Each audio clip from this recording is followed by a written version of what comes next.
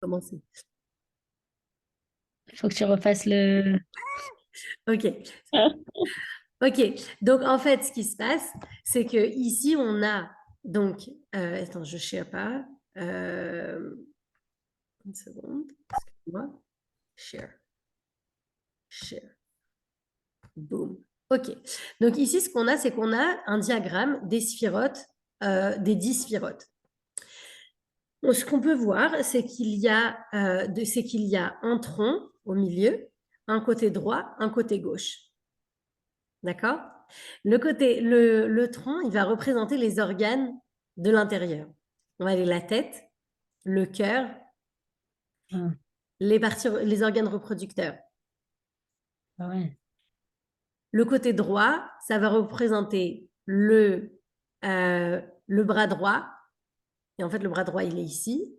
La jambe droite, le bras gauche, la jambe gauche. Chokhma et Bina, ça fait partie de l'intellect, mais je ne me rappelle pas dans le corps humain à quoi ça correspond. Keter, Keter, c'est une couronne. Keter, c'est ce qui est au-dessus de la tête. Donc, ça représente en fait, c'est un niveau spirituel qui est très élevé parce que c'est au-dessus des sphirotes. Donc, ça veut dire que d'une certaine manière, c'est au-dessus de la, de la contraction de Dieu. Mais d'un autre côté, ça fait déjà partie de la contraction. C'est pas encore une sphira, mais c'est au-dessus des sphirotes. D'accord? Mais on l'inclut ici au niveau de la tête. Mhm. Maintenant, chaque sphira, elle a une contrebalance. Il y a Chokhmah et Bina, elles sont au même niveau, elles ont leur contrebalance. Chesed et Gvura, elles ont leur contrebalance. Netzach et Hod, ils ont aussi leur contrebalance. Elles ont comme un petit peu leur opposé, mais c'est pas vraiment un opposé. Parce que Chesed et Gvura, on peut voir que c'est un opposé. Parce que Ouais. Chesed, c'est la bonté et Gvura, c'est la sévérité. Donc, on peut voir clairement que c'est un opposé. Mais Chokhmah et Bina, c'est pas un opposé. C'est pas que Chokhmah, c'est l'intelligence et Ouais. Bina, c'est le manque d'intelligence. Parce que Bina, en fait, c'est une extension de Chokhmah. Bina, c'est la compréhension. Donc, une fois que j'ai une intelligence, j'ai une sorte de révélation furtive. Par exemple, on m'explique le concept de la racine carrée. On m'explique le concept, je me dis, ah, ok, ouais, je crois que j'ai compris. Bina, c'est une fois que on a continué de m'expliquer et je me dis, c'est pas je crois que j'ai compris, j'ai vraiment compris. Donc, c'est Mhm. une extension de la chorma. Mais est-ce que Gvura, c'est une extension du chesed? Est-ce que la sévérité, c'est une extension de l'amour? Donc, ça peut être une contrebalance et ça peut être une extension. Il y a il y a beaucoup de profondeur, en fait, dans chaque sphira. Parce que j'avais expliqué tout à l'heure que sphira, ça vient du mot sphère. Et Mhm. une sphère, c'est infini. Ouais. Et une sphère, c'est quelque chose qui a un volume. Donc, c'est comme on avait dit, on avait expliqué quand on avait parlé des malachim, on avait expliqué qu'un malach, c'est une créature unidimensionnelle. C'est comme si on dit quelque chose de plat. Et la neshama, c'est quelque chose qui a de la profondeur, qui a trois dimensions. Mhm. Il y a de la profondeur, il y a beaucoup, beaucoup de facettes dans la neshama. Il y a beaucoup de parties dans la neshama, alors que dans un malach, dans un ange, mais il y a que sa qualité unique. Il a une existence qui est vraiment simple par rapport à une existence complexe. Mhm. Ben, la sphira, ça va être une existence qui est très complexe. Donc, on voit la chorma, mais la chorma, l'intelligence, c'est quelque chose qui est très profond en fait. Donc, il va y avoir beaucoup de complexité dans l'intelligence. Et dans chacune des 10 sphirotes, il va y avoir beaucoup de complexité. Donc, on voit aussi que les sphirotes, elles sont reliées les unes aux autres. Pourquoi elles sont reliées les unes aux autres? C'est de la même façon que nous, en tant qu'êtres humains, on a des personnes auxquelles on est relié. Et par rapport aux personnes auxquelles on est relié, on va s'exprimer de manière différente.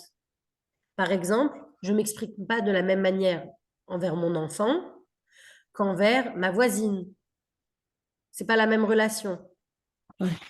Oui. Mhm. Ou alors, la relation que j'ai avec mes parents et la relation que j'ai avec mon mari. C'est pas la même relation. On va s'exprimer de manière différente.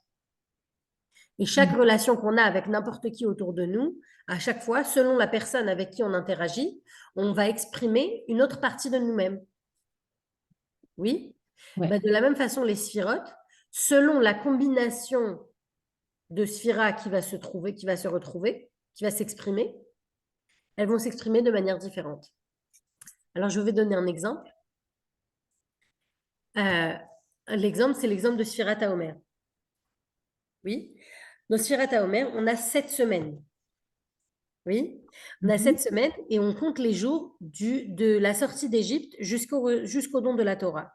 Et en fait, dans la Kabbalah, on explique que ces 49 jours, c'est pas juste sans raison qu'il y a 49 jours. C'est pas juste parce que ça leur a pris du temps d'arriver au Har Sinaï ou parce que ça a pris du temps à Moshe de monter, de redescendre. C'est pas ça.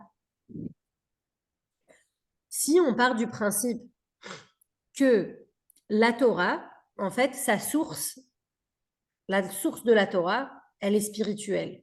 Et elle existe dans les mondes avant même que les mondes arrêtent d'exister. Parce que la Torah, c'est comme Hachem. Dans le Midrash, on dit Oraïta vekucha berichu kulachad. Ça veut dire la Torah, Oraïta en hébreu, c'est la Torah. En araméen, pardon, c'est la Torah. Et Kudesha berichu, Akadosh Baruchu, Hachem, ils sont un. Ils sont une seule et même chose. Qu'est-ce que c'est la Torah? La Torah, c'est l'intelligence d'Hachem.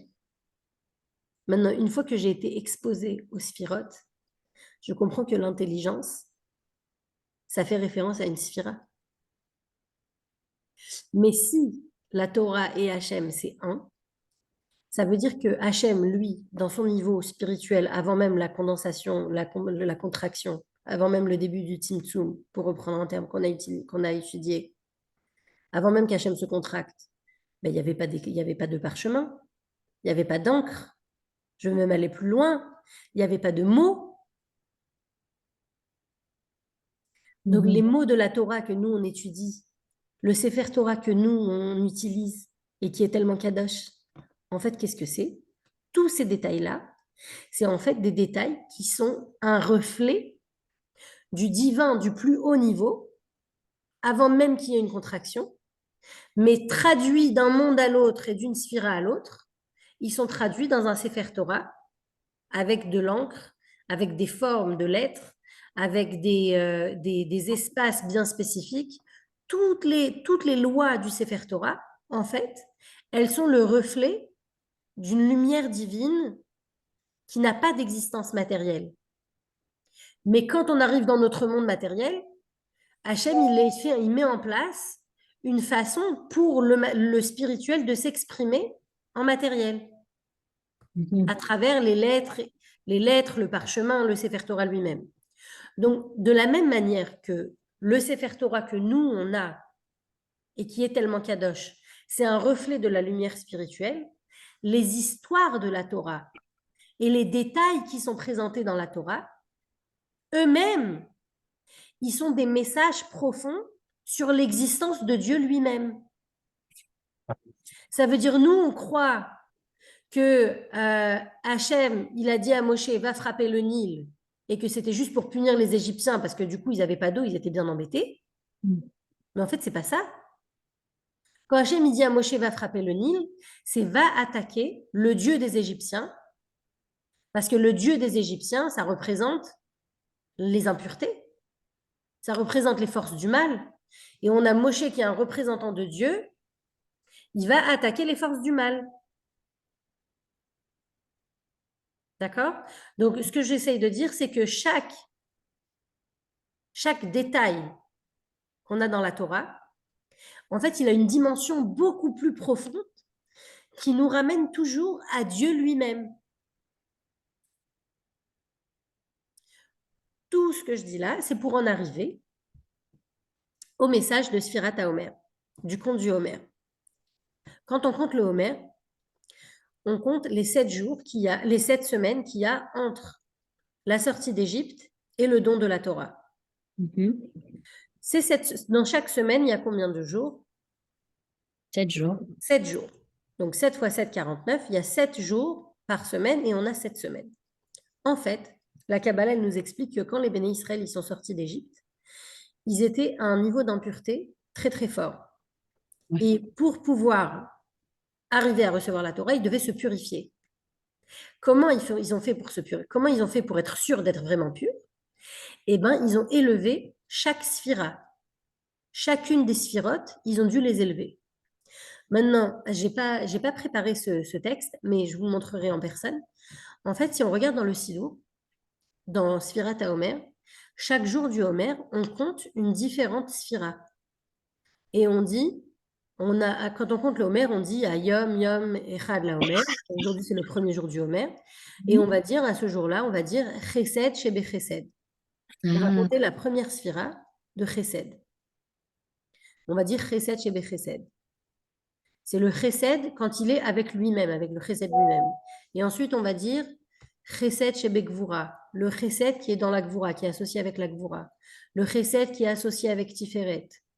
Et chaque sphira, je vais vous remontrer le schéma, chaque sphira, elle va être associée avec une autre sphira.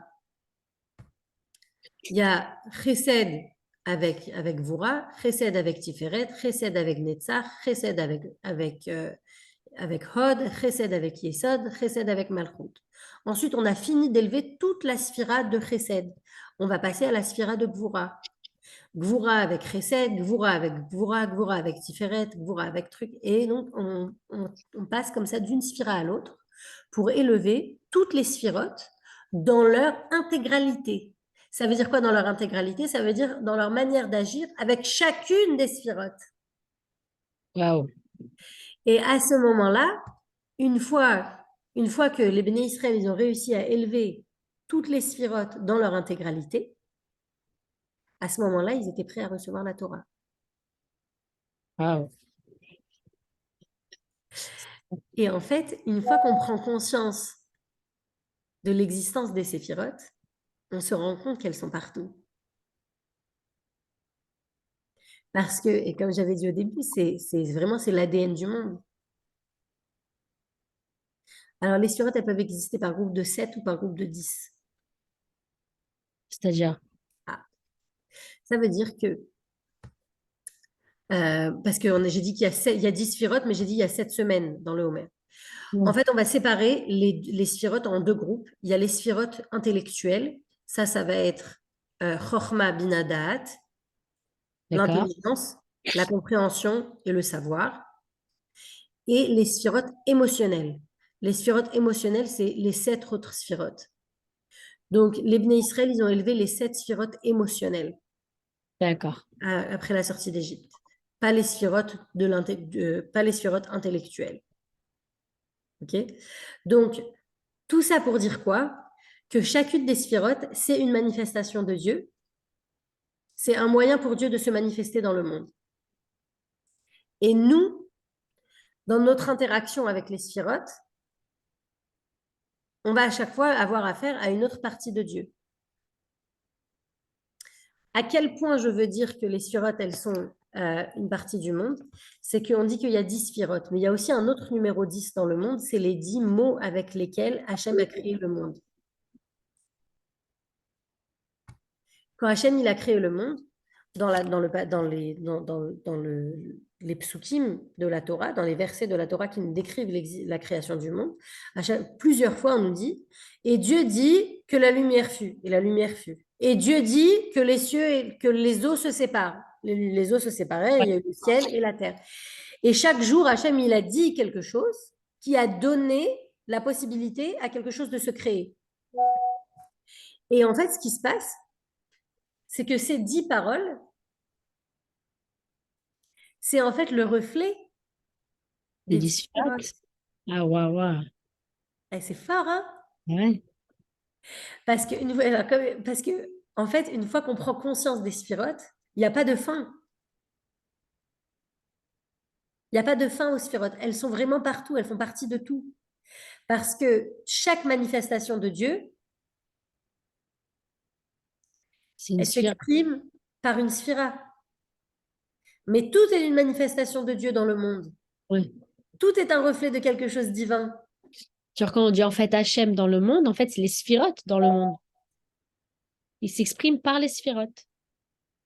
C'est ça? Exactement. Allez, on va voir le texte un petit peu. Ça va nous mettre les choses bien en place. Je repartage. Attends une seconde. Je partage pas tout de suite. Je mets mon écran. On est là.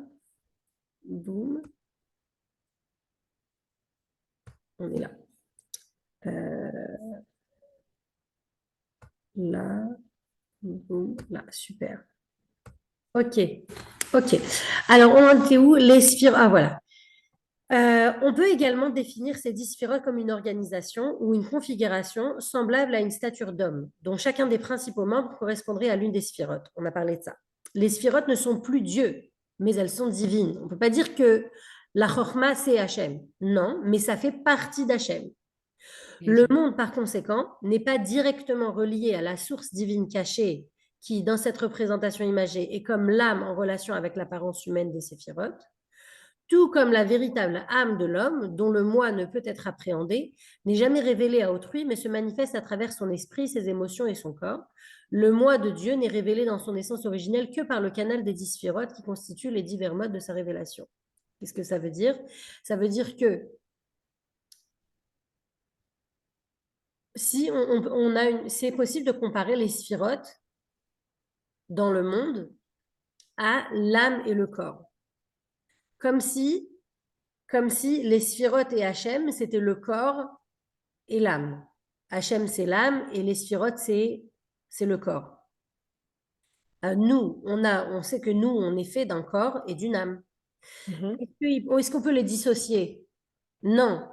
Est-ce que le corps, c'est l'âme? Non. Est-ce que l'âme, c'est le corps? Non plus. Mais ils sont interdépendants. De la même façon que Maneshama, il n'y a que moi qui ai une relation personnelle avec Maneshama. De la même façon, et Maneshama, elle va s'exprimer par des moyens d'expression, comme par exemple des émotions, un niveau de compréhension. Mon apparence, elle va être aussi un reflet de Maneshama, d'une certaine manière. Pourquoi est-ce qu'on dit que Rachel était très belle? Est-ce que c'est vraiment important de savoir que Rachel était belle? Mais en fait, non, c'est pour dire que elle était belle à l'intérieur et à l'extérieur. Sa beauté extérieure, c'était un reflet de sa beauté intérieure. C'est pour ça qu'on dit qu'elle était belle. Donc, de la même façon, notre corps, c'est une expression de notre neshama d'une certaine manière. De la même façon, les sphirotes, c'est le reflet de Dieu, c'est l'expression de Dieu dans le monde. Mais c'est pas Dieu lui-même, c'est son moyen d'expression. Les 10 sphirotes constituent ensemble une réalité fondamentale, fondamentale dans le sens où il n'y a rien qui existe sans elles. Globale, elles sont partout, et organiques. Organiques, ça veut dire qu'elles sont naturelles. On ne sait pas que genre, on va se trouver un moment à dire waouh, quelle tiférette. Non, il n'y a pas ça. C'est parce que tout, tout fait partie de manière très naturelle. Tout est un ensemble des séphirotes. Chacune des séphirotes a une fonction unique. Elle est le complément de chacune des autres et elle est essentielle pour la réalisation ou l'accomplissement de chacune des autres, tout comme de l'ensemble du système. Ça veut dire quoi? Ça veut dire que ma main, elle est très importante pour le fonctionnement de mon corps. Mais ma main, elle ne peut pas exister toute seule. Oui. De la même manière, mon corps sans ma main, il peut exister, mais il n'est pas complet. Donc c'est ça les sphirotes. Les sphirotes, elles ont leur utilité unique, mais en même temps, elles appartiennent à un ensemble. Et cet ensemble-là, il ne peut pas se défaire. On ne peut pas les dissocier. On ne peut pas les dissocier, exactement. Okay. À cause de leurs multiples aspects, les 10 sphirotes semblent enveloppées de mystères. En effet, chacune d'entre elles présente de nombreux niveaux et faces qui, de plus, semblent apparemment n'avoir aucun lien les uns avec les autres. Par exemple, Yesod, c'est considéré comme la fondation. La fondation, ça veut dire que c'est sur ça que tout repose. Mais alors, en quoi ça a un rapport avec la bonté ou avec la sévérité ou avec la gloire? On a l'impression que c'est des mots qui sont jetés comme ça en l'air et qui n'ont pas vraiment de rapport entre eux. Mais une fois qu'on les connecte, Alors là, on comprend. C'est comme si je parle du cœur et du talon. Mais en soi, le cœur et le talon, dans le corps, ils n'ont pas vraiment de rapport. Ah, par exemple, si je vais chez le cardiologue pour mon problème de pied, le cardiologue, il va me dire, mais je ne peux pas vous aider, madame, ce n'est pas mon domaine. Ouais. Mais en fait, ils font partie d'une même entité. Donc, aussi bien les énumérer ne suffit aucunement à définir clairement leur essence. Ça veut dire, même si je connais le nom des séphirotes, ça ne veut pas dire que je comprends leur utilité et leur mécanisme. Par exemple, donc ici j'ai la liste des sphirotes, on en a déjà parlé, mais dire de la première séphira, Kéter, la couronne, quelle est la volonté divine originelle, parce que la couronne, ça représente le statut du roi. Comme ça représente le statut du roi, ça représente sa volonté d'agir en tant que roi. Mhm. Même s'il n'a pas de volonté, le fait est qu'il est le roi et qu'il veut agir en tant que roi. C'est ça qui représente Kéter. Mais en même temps, c'est la source de tout délice et de tout plaisir. Mais même si j'explique ces choses-là, c'est encore resté à la surface des choses. Parce que Keter, c'est tellement plus que ça. Parce qu'on parle de Dieu et Dieu, il a une dimension infinie. Donc même si on va commencer à expliquer les détails de chaque sphira, comme chaque sphira, elle est l'expression d'Hachem qui est infini, mais du coup, chaque sphira, elle est infinie en elle-même. Donc l'expliquer, c'est l'étudier pendant des semaines et des semaines et des mois et des années. Il y a des livres entiers qui expliquent les détails et les détails et les détails des séphirotes. Wow. Et d'ailleurs, si je peux me permettre, c'est la raison pour laquelle je voulais étudier ce livre. C'est parce que dans ce livre, on explique les fondements des notions de Kabbalah qui nous permettent de comprendre Hachem. Et c'est ça qui nous permet d'étudier ensuite la Torah de manière plus profonde. Parce que si on n'a pas conscience de ces manifestations d'Hachem, c'est difficile de prendre conscience. Par exemple, comme j'ai dit tout à l'heure, de Sphirata Omer, que c'est de compter le Homer, que c'est de raffiner le monde. Si on n'a pas conscience du système des séphirotes, ben, on ne peut pas aborder le sujet. Donc là, on pose les pierres, on pose les fondements pour pouvoir ensuite approfondir encore plus dans l'étude de la Torah. Donc, les sphirotes ici, on les aborde de manière superficielle pour avoir un aperçu, en fait. Là, maintenant, ce qu'on va faire, c'est avoir juste un aperçu des sphirotes. Mais de comprendre les sphirotes dans leur dimension profonde, ça prend des années. C'est quelque chose qu'on apprend et on réapprend toujours. Alors, c'est également vrai pour Chokhmah, la sagesse, qui est la connaissance intuitive et instantanée. Ça veut dire notre premier aperçu. Le Eureka, c'est Chokhmah. De dire, ah, voilà, j'ai compris. Mais en fait, c'est juste avoir un aperçu de la compréhension, ça, c'est Chokhmah. Chokhmah, c'est comme si on dit un point. Ça représente la lettre Yud dans l'alphabet hébraïque. La lettre Yud, c'est juste un petit point.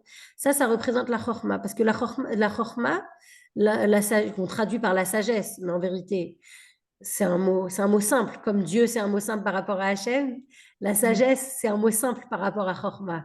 Chokhmah, c'est un mot en lui-même, il contient ses secrets à lui. Donc, l'intelligence, c'est dans le sens abstrait et fugace. Ça veut dire que c'est quelque chose de très furtif, bref,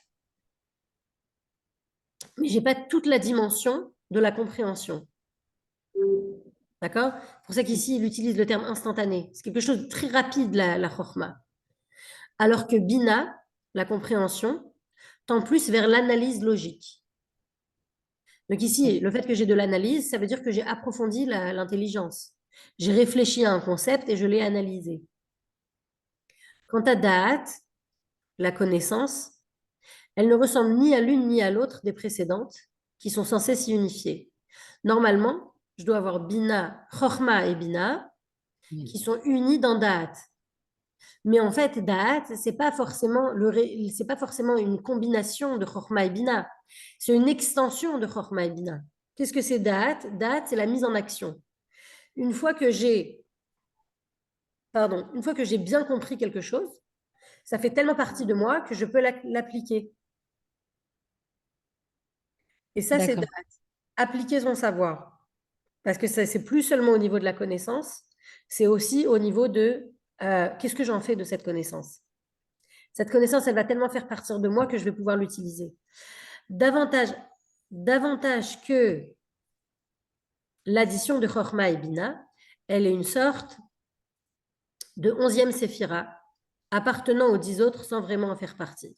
Bon, ça, c'est un niveau plus compliqué des sphirotes. Je ne sais pas si ça vaut le coup de s'y attarder.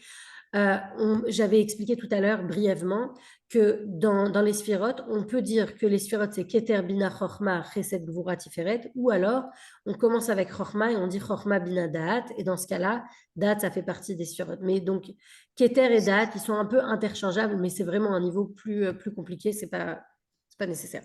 Donc, ce qui se passe, c'est qu'ensuite, j'ai Chesed. Chesed, ça se traduit par la bonté. Mais ça peut aussi vouloir dire Gedula. Gedula, c'est la grandeur. C'est la 4e séphira. Donc, ça vient après Chochma, Bina, Da'at. Ou alors après Keter, Chochma, Bina. La 4e, c'est Chesed. Et ça représente l'aimant de pur amour. Une expansion qui s'étend irrésistiblement. Si on fait l'analogie du yin et du yang, le yin, ça va être le chesed. Parce que le yin, c'est tout ce qui s'étend, tout ce qui se répand. Dans le monde, on va voir que les sphirotes, on les compare aussi à beaucoup de choses, beaucoup d'éléments matériels. Par exemple, ça va être comparé à l'eau. L'eau, c'est quelque chose qui donne et qui nourrit. Alors, le chesed, c'est quelque chose qui s'étend. C'est la générosité à l'état pur. La générosité dans tous les sens. Par exemple, si je mets de l'eau dans la terre, elle va faire pousser le végétal. Donc, elle va faire pousser la terre. La terre, ça va plus être que de la terre. Ça va vraiment grandir et créer ça peut créer quelque chose d'énorme. Comme un séquoia, il va pousser avec de l'eau. Ouais, Mais c'est que de l'eau. Mais comme c'est la source de la générosité, ça peut donner de manière infinie presque. Donc ça, c'est le chesed. Mais le chesed, ça représente aussi l'amour. L'amour, en hébreu, c'est ahava. Ahava, c'est donner. Hav, ça veut dire donne. Quand Rachel, quand elle a dit à Yaakov qu'elle voulait un enfant, elle a dit Havali banim, donne-moi des enfants. mhm. C'est la même racine que le mot ahava. Ahava, en hébreu, l'amour, c'est le don. Donc, c'est une expansion qui s'étend irrésistiblement. À l'inverse, je reviens au texte, à l'inverse, Gevura, ça peut se traduire par puissance, désigne d'une part la retenue et la concentration. Donc, l'opposé de la générosité, du don, c'est la retenue. Et en même temps, ça parle de crainte et d'effroi. Mais c'est pas complètement négatif parce que c'est mêlé avec du respect et de l'admiration. Donc, c'est super complexe, comme j'avais dit avant. D'accord. On continue, on descend dans les sphirotes. Et donc, ensuite, il y a Tiferet. Tiferet, c'est la beauté. C'est la combinaison de l'harmonie, de la vérité et de la compassion. Tiferet, c'est comme la sphira un petit peu sublime. Des fois, ça se traduit par sublime. Parce que c'est vraiment, c'est l'harmonie. L'harmonie, c'est quoi de l'harmonie? C'est prendre des choses qui sont séparées et de les mélanger d'une manière assez équilibrée pour que ça fasse quelque chose de beau. Par exemple, je peux prendre les couleurs bleu et rouge, ou disons même bleu et jaune, oui, et faire une peinture qui est affreuse avec du bleu et du jaune, mais si je les agence correctement, avec beaucoup de nuances et de shades, de teintes différentes, je peux en faire une peinture qui est très jolie, parce que ce sera harmonieux. D'accord. L'harmonie, c'est ça qui crée la beauté. C'est pas les composants qu'on a utilisés pour faire l'harmonie qui font la beauté, c'est l'harmonie elle-même qui fait la beauté. Ça veut dire que je peux avoir un bleu et un jaune et en faire quelque chose de moche. Et là, c'est quelque chose qui n'est pas harmonieux. Et je peux avoir un bleu et un jaune qui sont harmonisés, qui créent quelque chose de beau. Ouais. De la même façon, avec les gens qui nous entourent. On peut avoir deux belles personnes qui ne s'entendent pas. et qui créent quelque chose de négatif, qui créent une énergie négative ensemble, alors que c'est deux personnes qui sont très sympas indépendamment. D'accord.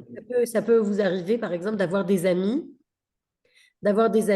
Genre, ça arrive souvent nous, que, par exemple, on a des amis, mais eux en commun, ils ne sont pas amis. Mais pourquoi ils ne sont pas amis? Si chacune d'entre elles, c'est mon amie, ça veut dire que c'est deux personnes agréables et sympathiques. Mais entre elles, elles n'arrivent pas à s'harmoniser. Donc, c'est pas que elles-mêmes, c'est des personnes qui sont mauvaises, c'est l'harmonie entre elles qui ne convient pas. Oui? Mhm. Donc, Ouais. donc l'harmonie en soi, c'est quelque chose qui crée la beauté. Netzach, c'est l'éternité. Mais en même temps, Netzach, ça correspond à la conquête, conquérir, à la capacité aussi de surmonter les choses, gagner. Gagner, c'est la capacité de Netzach. Donc ici, on aborde les sphirotes vraiment de manière très superficielle, juste pour les définir, mais ça reflète pas leur profondeur. Hod, on le traduit par la splendeur. Ça représente aussi la persévérance et l'endurance.